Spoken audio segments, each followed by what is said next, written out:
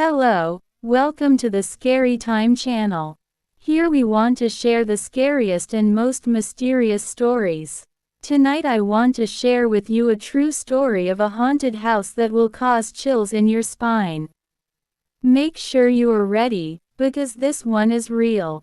This is our story about the last message sent to Tom and Leah.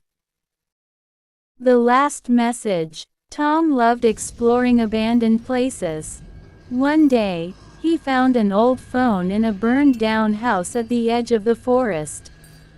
The phone was off, but when he picked it up, it suddenly turned on. A single message appeared on the screen.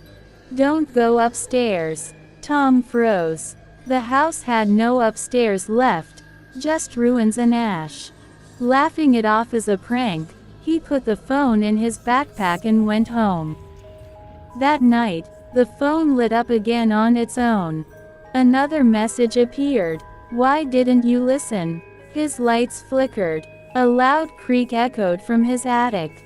He didn't have an attic. Tom's heart pounded. He grabbed the phone, hands trembling.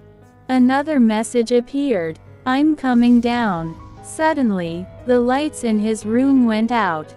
Darkness swallowed everything. Only the phone screen glowed. Something was moving above him. Something heavy, slow. Tom backed toward the door, but it slammed shut on its own. The phone buzzed again. "You brought me home." He dropped the phone. The screen cracked, but the message still glowed, now pulsing like a heartbeat. Bang, bang, bang. Footsteps. Coming down invisible stairs. Tom screamed, but no one heard him. By morning, the house was quiet. The phone lay on the floor.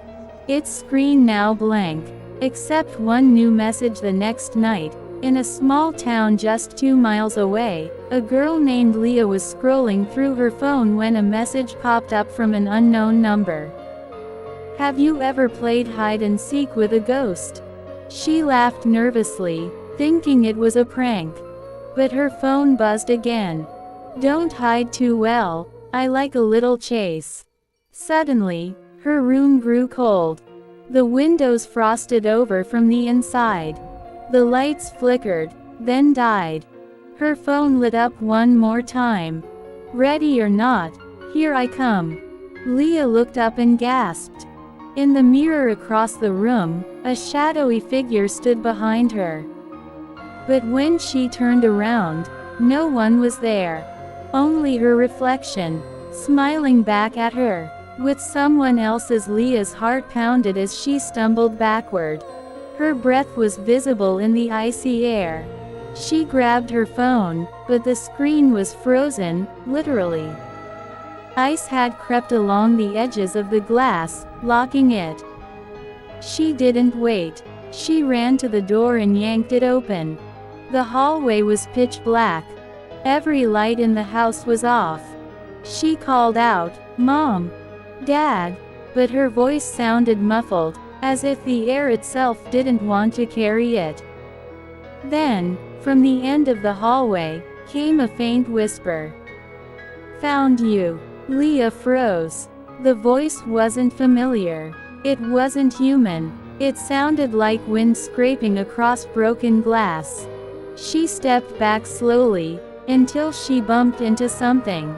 Or someone. Turning around, her eyes widened in terror. There was no one behind her. But she felt cold fingers brush the back of her neck.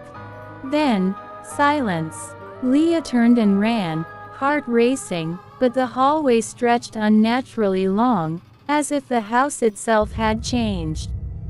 No matter how far she ran, the end never came. The whisper followed her, echoing through the dark. "You were never meant to leave." Doors on either side of the hall began slamming open and shut on their own. Shadows spilled out of them, not like darkness, but like living things crawling across the walls. She finally reached the front door and flung it open. But outside, there was nothing. No street, no sky, Just endless black.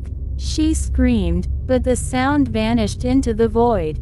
A cold hand grabbed her wrist. She looked back. It was her reflection, standing in the mirror by the door, smiling. "Time to switch places," it whispered. The reflection pulled her in, and Leah vanished. The mirror went still, and on the other side, her reflection blinked, then walked away, now free.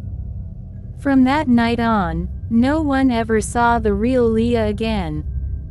But sometimes, if you look into a mirror at night, you'll see her, staring, waiting, because she wants out.